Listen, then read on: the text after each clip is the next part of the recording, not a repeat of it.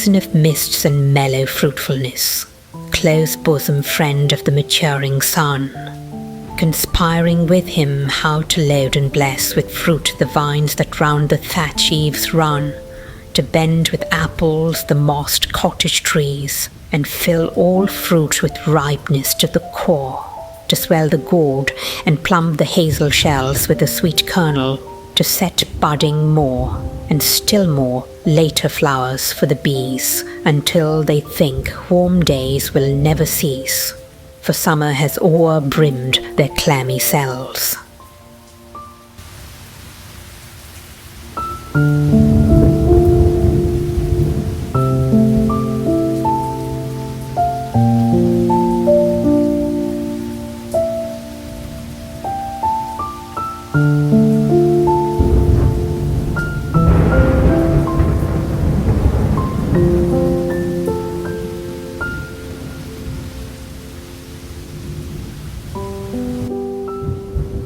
Who hath not seen thee oft amid thy store? Sometimes whoever seeks abroad may find thee sitting careless on a granary floor, thy hair soft lifted by the winnowing wind, or on a half-reaped furrow sound asleep, drowsed with the fume of poppies, while thy hook spares the next swath and all its twined flowers. And sometimes, like a gleaner, thou dost keep steady thy laden head across a brook, or by a cider press, with patient look, thou watchest the last oozings hours by hours.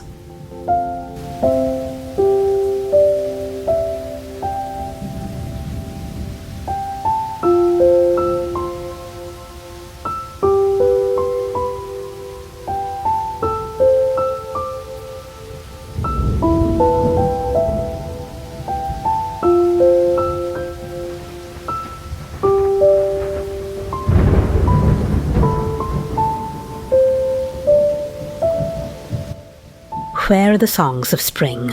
Ay, where are they? Think not of them, thou hast thy music too, while barred clouds bloom the soft dying day, and touch the stubble plains with rosy hue. Then in a wailful choir the small gnats mourn among the river sallows, borne aloft, or sinking as the light wind lives or dies. And full-grown lambs loud bleat from hilly barn, hedge crickets sing, and now with treble soft, the redbreast whistles from a garden croft, and gathering swallows twitter in the skies.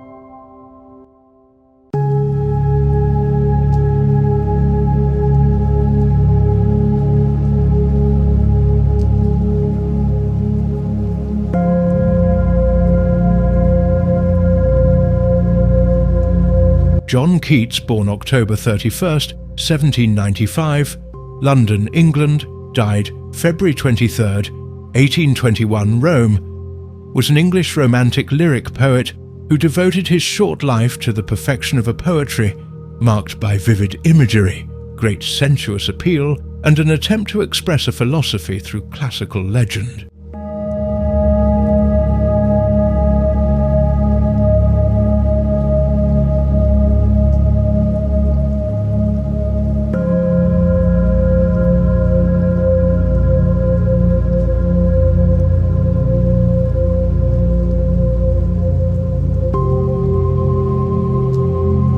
soft embalmer of the still midnight, shutting, with careful fingers and benign, our gloom-pleased eyes, embowered from the light, enshaded in forgetfulness divine.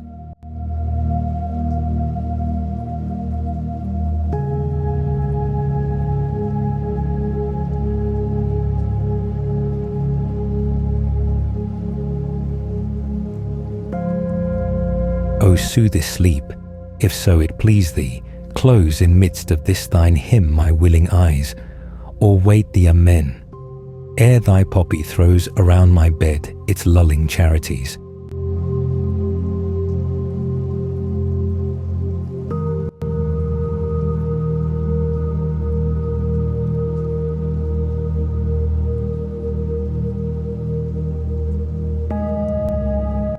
Then save me, or the past day will shine upon my pillow, breeding many woes.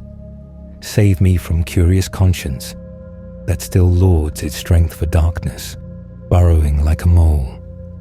Turn the key deftly in the oiled wards, and seal the hushed casket of my soul.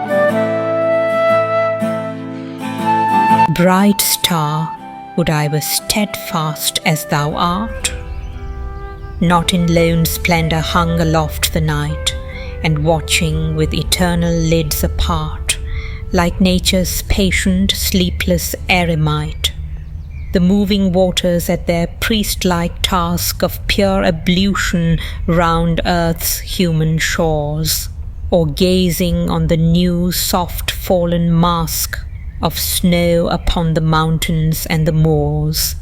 No, yet still steadfast, still unchangeable, pillowed upon my fair love's ripening breast, to feel forever its soft fall and swell, awake forever in a sweet unrest, still, still to hear her tender taken breath, and so live ever, or else swoon to death.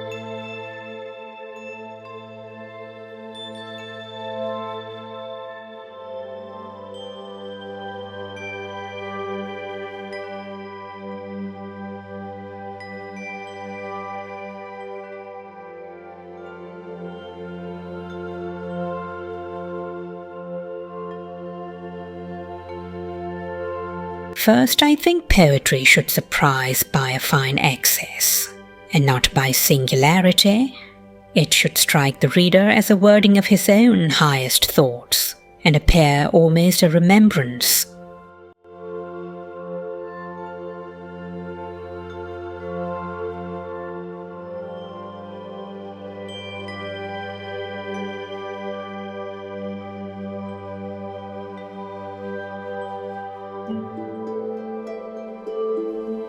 Second, its touches of beauty should never be halfway thereby, making the reader breathless instead of content. The rise, the progress, the setting of imagery should, like the sun, come natural to him.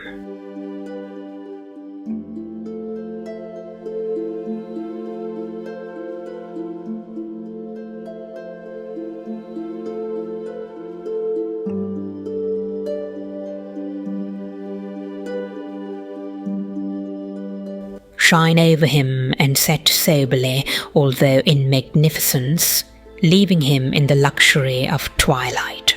But it is easier to think what poetry should be than to write it.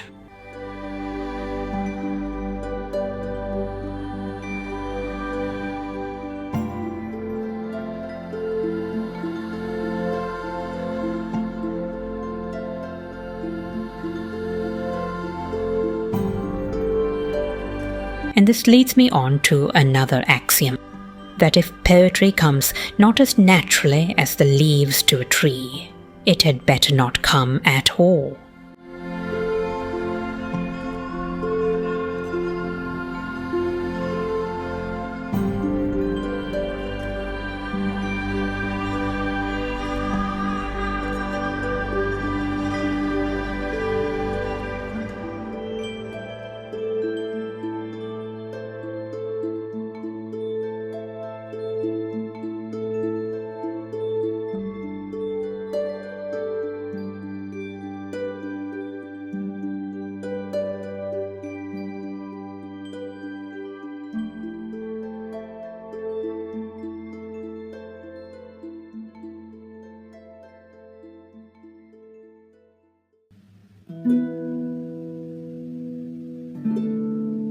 Ode on a Grecian Urn by John Keats.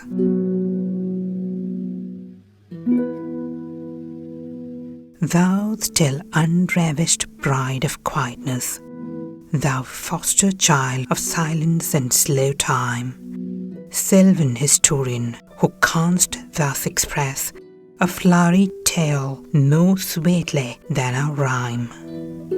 What leaf-fringed legend haunts about thy shape, of deities and mortals, or of both? In Tempe or the dales of Arcady, what men or gods are these? What maidens live? What mad pursuit? What struggle to escape? What pipes and timbrels? What wild ecstasy? Heard melodies are sweet, but those unheard are sweeter. Therefore, ye soft pipes, play on, not to the sensual ear, but more endeared, pipe to the spirit, ditties of no tone. Fair youth, beneath the trees, thou canst not leave thy song, nor ever can those trees be bare. Bold lover, never, never canst thou kiss. Though winning near the girl yet, do not grieve. She cannot fade, though thou hast not thy bliss. Forever wilt thou love, and she be fair. Ah, happy, happy boughs, that cannot shed your leaves, nor ever bid the spring adieu. And happy melodist, unwearied, forever piping songs forever new. More happy love, more happy, happy love, forever warm and still to be enjoyed, forever panting and forever young, all breathing human passion far above, that leaves a heart sorrowful and cloyed, a burning forehead and a parching tongue. Who are these coming to the sacrifice? To what green altar, O mysterious priest, leadest thou that heifer laying at the skies, and all her silken flanks with garlands dressed? What little town by river or seashore, or mountain belt with peaceful citadel, is emptied of this folk this pious morn? and little town, thy streets forevermore will silent be, and not a cell to tell why thou art desolate can ever return.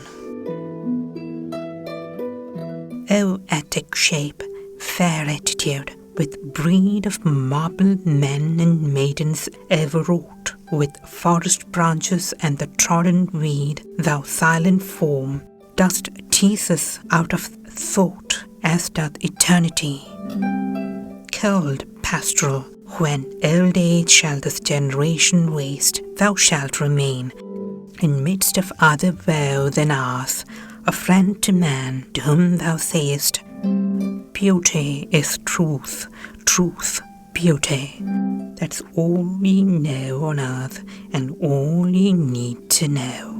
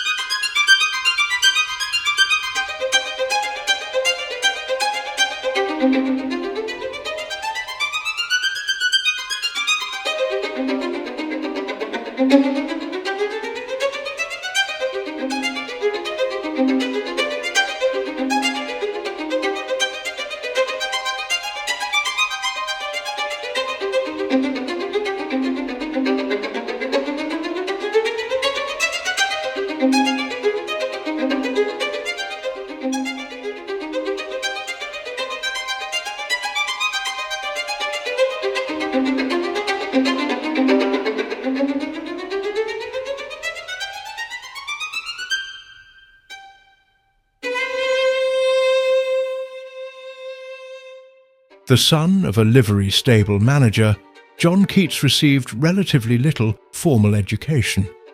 His father died in 1804 and his mother remarried almost immediately. Throughout his life, Keats had close emotional ties to his sister, Fanny, and his two brothers, George and Tom. After the breakup of their mother's second marriage, the Keats children lived with their widowed grandmother at Edmonton, Middlesex.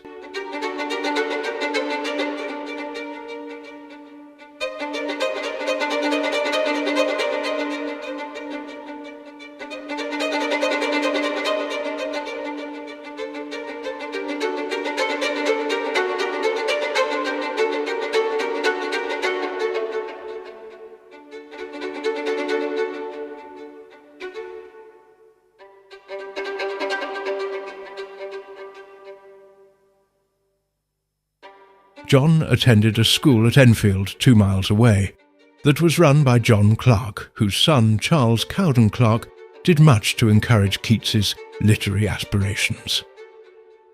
At school, Keats was noted as a pugnacious lad and was decidedly not literary, but in 1809 he began to read voraciously. After the death of the Keats children's mother in 1810, their grandmother put the children's affairs into the hands of a guardian, Richard Abbey.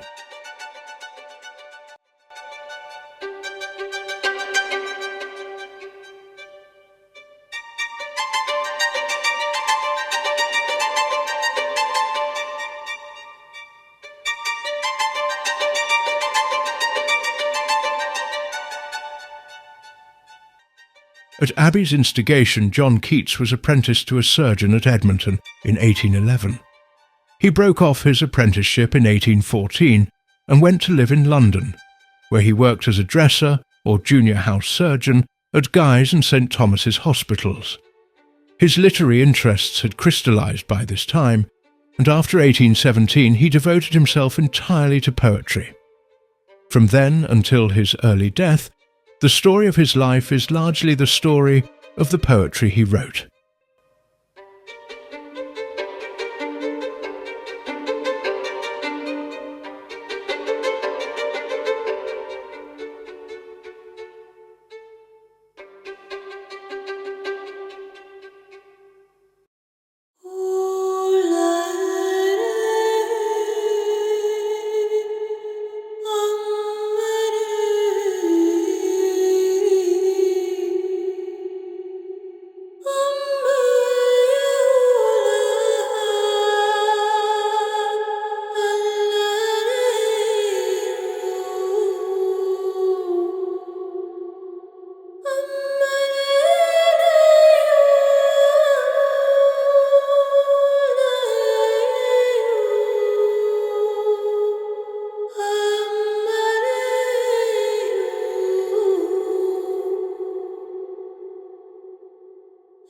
the summer of 1818, Keats went on a walking tour in the Lake District of northern England and Scotland with his friend Charles Browne, and his exposure and overexertions on that trip brought on the first symptoms of the tuberculosis of which he was to die.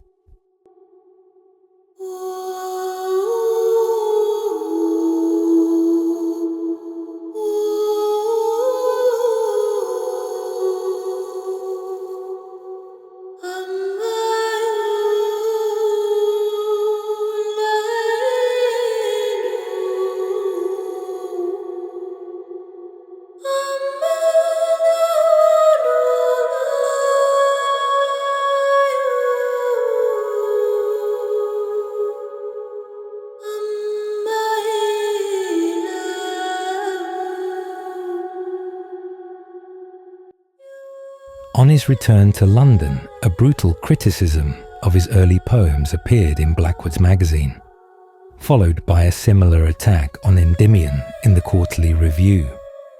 Contrary to later assertions, Keats met these reviews with a calm assertion of his own talents, and he went on steadily writing poetry. But there were family troubles.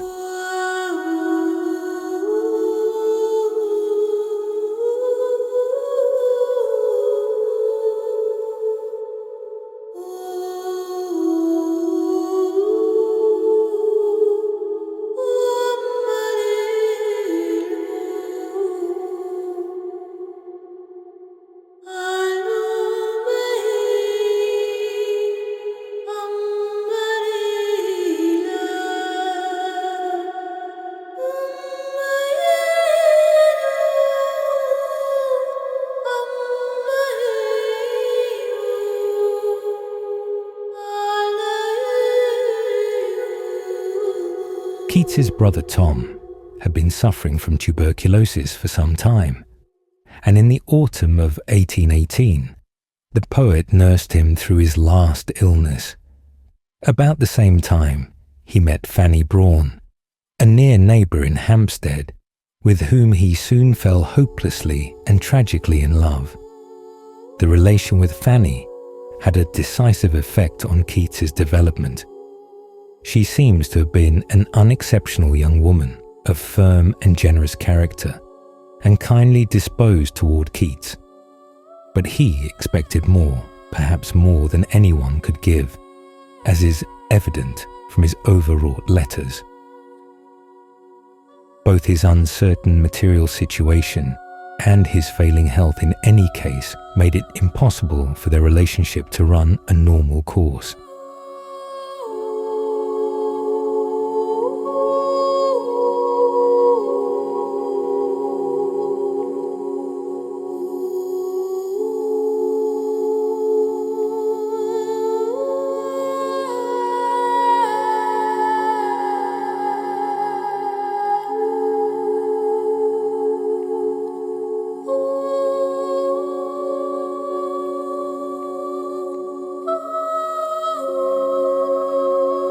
After Tom's death, George had already gone to America. Keats moved into Wentworth Place with Browne, and in April 1819, Brawne and her mother became his next-door neighbours. About October 1819, Keats became engaged to Fanny. There is no more to record of Keats's poetic career. The poems Isabella, Lamia, The Eve of St. Agnes, and Hyperion and the Odes were all published in the famous 1820 volume, the one that gives a true measure of his powers. It appeared in July, by which time Keats was evidently doomed.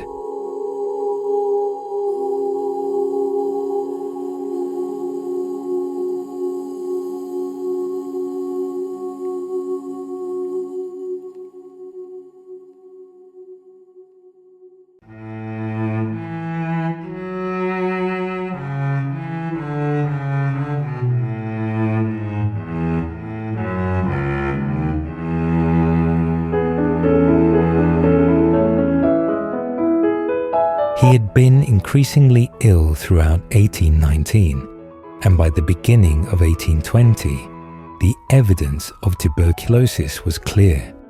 He realized that it was his death warrant, and from that time, sustained work became impossible. His friends Brown, the Hunts, and Braun, and her mother, nursed him assiduously through the year. Percy Bysshe Shelley, hearing of his condition, wrote offering him hospitality in Pisa, but Keats did not accept.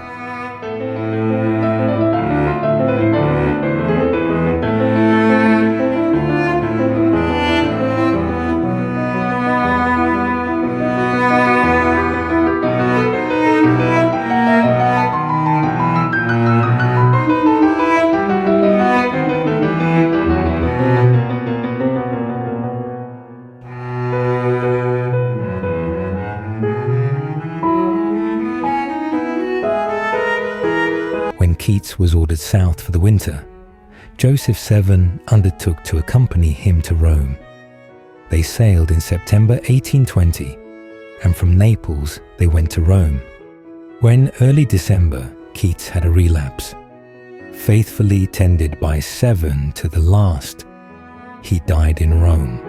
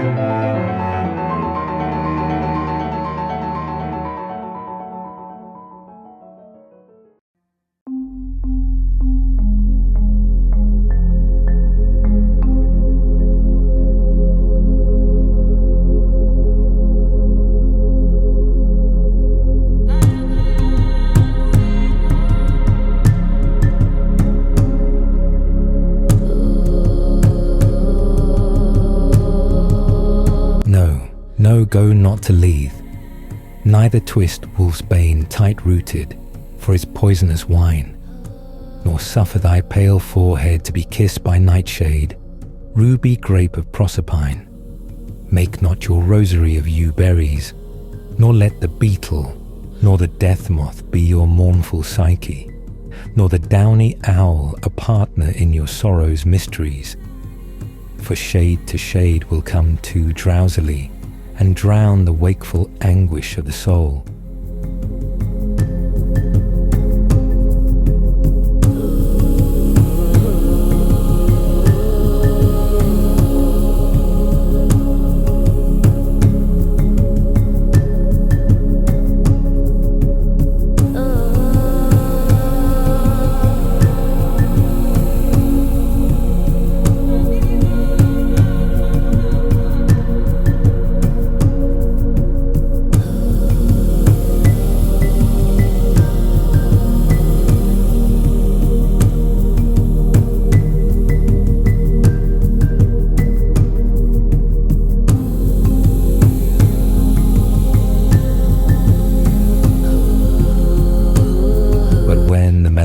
Fit shall fall sudden from heaven like a weeping cloud, that fosters the droop-headed flowers all, and hides the green hill in an April shroud. Then glut thy sorrow on a morning rose, or on the rainbow of the salt sand wave, or on the wealth of globed peonies. Or if thy mistress some rich anger shows, imprison her soft hand, and let her rave, and feed deep, deep upon her peerless eyes.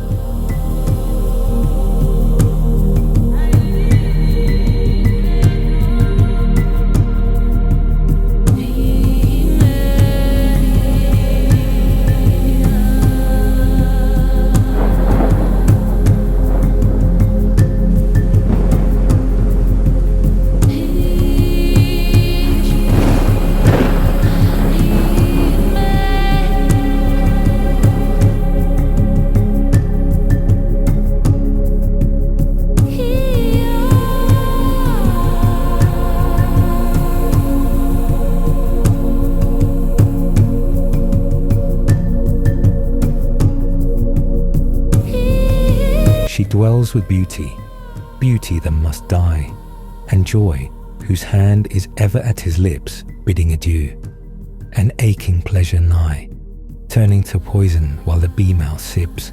I, in the very temple of delight, veiled melancholy, has her sovereign shrine, though seen of none save him whose strenuous tongue can burst joy's grape against his palate fine.